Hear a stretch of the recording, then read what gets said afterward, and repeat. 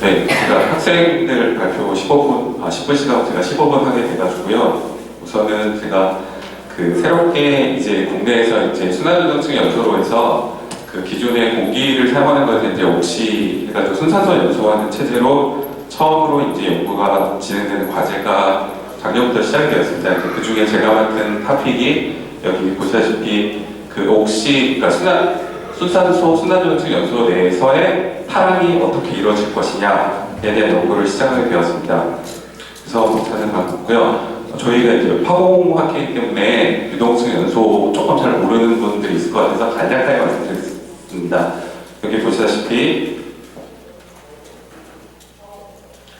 순환조정층 보일러라고 써있는 부분이 저희가 알고 있는 순환수 연소로 부분이고요. 그 순환수 연소로에서 연료가 들어가고 그다음에 저희가 논에탄을 하기 때문에 석회석을 같이 동시에 주입을 합니다. 그래서 석회석 동시에 주입을 하고 고체 입자는 즉 저기 돼 있는 샌드나 석탄이나 위험물이나 이런 것들은 순환층 보일러에서만 계속 순환을 하게 되고요.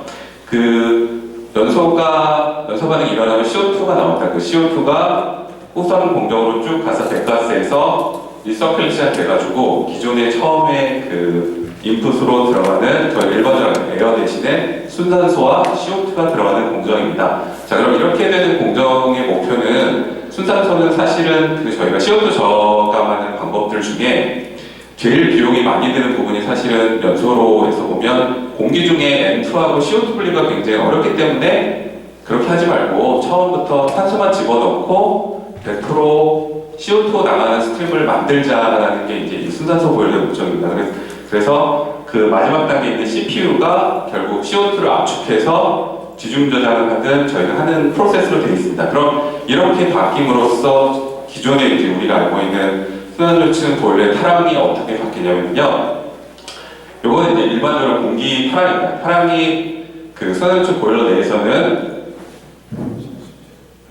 여기 보시다시피 처음에 입자가 CaCO3가 들어오면 그게 한 600도, 700도 부분에서 먼저 소성 과정을 거칩니다. 그래서 CO2가 나가고 CaO가 만들어지고요. CaO가 SO2하고 이 반응 O2하고 반응하면서 CaSO4로 가는 반응이 저희가 알고 있는 논의 탈항입니다. 그래서 기존에는 이제 이렇게 하다 보니까 탈항 반응이 굉장히 느리게 일어나니까 저희가 반응 시간을 좀 오래 두기 위해서 입자를 좀 큰 걸 해야 된다 해가지고 여기 보시다시피 너무나 당연한 얘기죠. 석회성 입도에 따라서 보면 레지던스 타임은 분명히 석회성 입도가 커지면 반응이 오래 치료하게 됩니다. 근데 입자가 커진다는 걸 표면적이 작다는 얘기가 마찬가지니까 작은 쪽으로 봐야지 탈항 효율이 굉장히 좋습니다. 근데 석회석을 작게 만들어서 집어넣으려다 보면 추가적으로 굉장히 많은 비용을 들여야 됩니다. 그래서 이게 서로 상반되는 것들이 크로스되어 있는 상황인데 이 상황에서 다시 저희가 옥시로 바꾸다 보면 첫 번째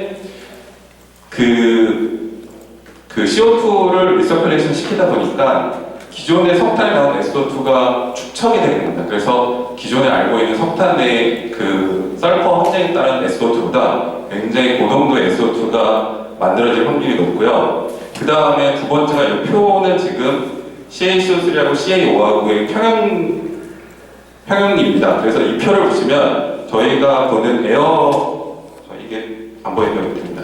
에어 조건은 사실 이 조건이 있기 때문에 제가 아까 보여드렸던 소성과 탈항 반응이라는 두 단계를 거쳐서 인다이렉트 디서큘레이션 됩니다. 탈항 반응이 이루어지는데 옥시 조건은 사실은 이 영역에 있습니다.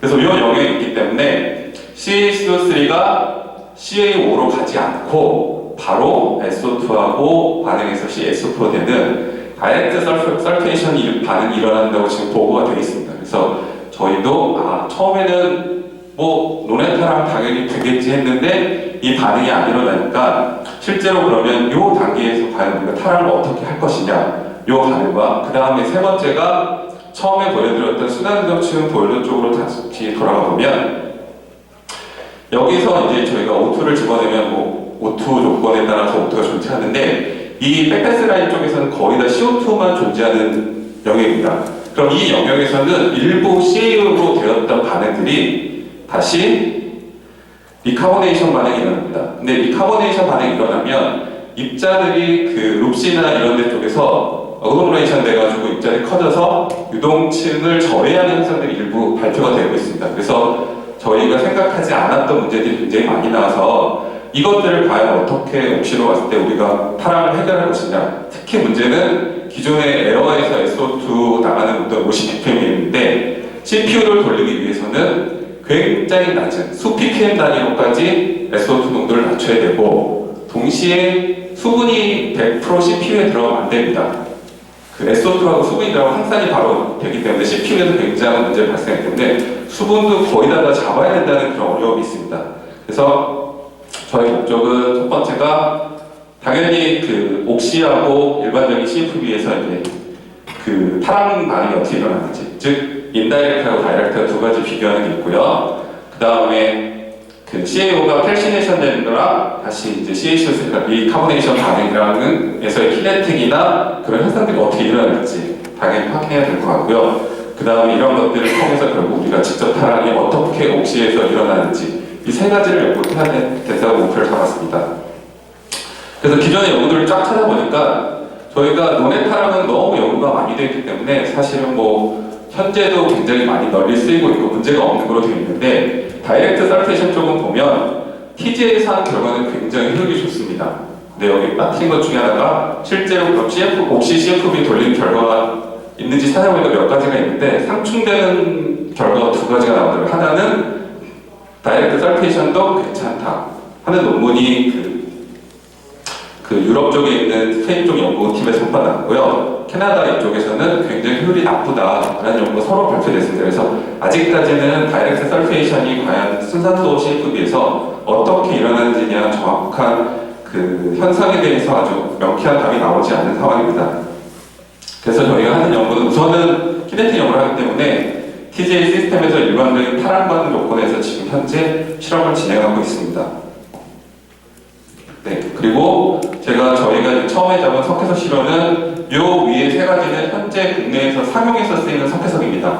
요 세 가지 크리테리아 보면 CaCO3, NgCO3 기준으로 놓고 국내 보일러들은 결국 CaCO3가 90% 이상의 함량을 현재 사용하고 있고요. 요 제일 밑에 있는 2는 여기 보시면 NgCO3가 양이 많은 좀 저희가 돌로마이트 성분이 좀 많은 쪽으로 일부러 잡은 그 석회석입니다. 그래서 요 네 가지를 우선 주요 타겟으로 지금 진행을 하고 있고요. 뭐 이건 기존 결과는 기존 결과 보면 BT 높으면 높고 같은 석회석인데 그리고 인다이렉트랑 다이렉트 설페이션이 아니라 이거는 그 소성과 타락을 따로 실험하는 것과 소성 타락 동시 실험한 거 봤더니 석회석이 이렇게 반응성이 나빠지더라. 그리고 실제로 봤더니 이쪽은 그 TJ에서 소성 타락 따로 한 거고요. 여기는 반응이 조건이랑 똑같이 그 석회석 넣으면서 소성 타락 동시에 시작하는 거 봤더니 전반적으로 효율이 떨어지더라. 그래서 에어 조건에서도 사실은 TJ 결과보다는 그 반응 조건을 보면 결국은 우리가 알고 있는 CAS 몰비가 굉장히 생각했던 것보다는 더 높아야지만 타락을 달성할 수 있더라 하고 봤는데 저희가 순산으로 넘어서 지금 실험을 시작했더니 우선 100% CO2 조건에서는 여기 보시다시피 전혀 저희가 60%까지 넣었습니다. CO2를. 그랬더니 전혀 그 소성 반응이 일어나지 않고요. 요 마지막 요 하나는 MgCO3는 그때 700도에서 MgCO3는 분해가 일어나서 MgO로 가는 반응이 일어납니다. 그래서 기본적으로 저희가 순산소 조건으로 가면 인다이렉트 설페이션은 하면 안 된다. 다이렉트 설페이션으로만 접근해야 된다. 하나를 알고요. 또 하나가 저희가 이제 보통 타락 반응이 2시간, 뭐 3시간 정도면 터미네이션 되는 거로 발표가 많이 되어 있는데 실제로 반응기 내에서 계속 보면 반응이 계속해서 갑니다. 즉 CaSO4가 되면서 CaSO4도 만들어서 저희가 이제 기공을 막아서 더 이상 반응이 안 된다고만 되어 있는데 TJ에서 60시간까지 하는 실험 결과를 보면 그 안에서 또 기공이 오랜 시간이 가면서 발달을 해서 추가적인 반응이 계속 진행이 됩니다. 그래서 이거는 뭐냐면 다이렉트 설페이션 조건이든 뭐 공기든 간에 그 타락을 위해서는 결국은 입자들을 반응기는 최대한 오래 길게 머무르게 하는 게 좋다는 것까지는 저희가 이미 확인한 상태고요. 그래서 아직 이제 실험을 시작했기 때문에 뭐 아까 말씀드린 그 조건 실험하고 그 다음에 CH3랑 디카보네이션 실험하고 그 다음에 이제 유동층 반응 실험까지 향후 진행될 예정입니다. 네, 이상으로 발표를 마치겠습니다.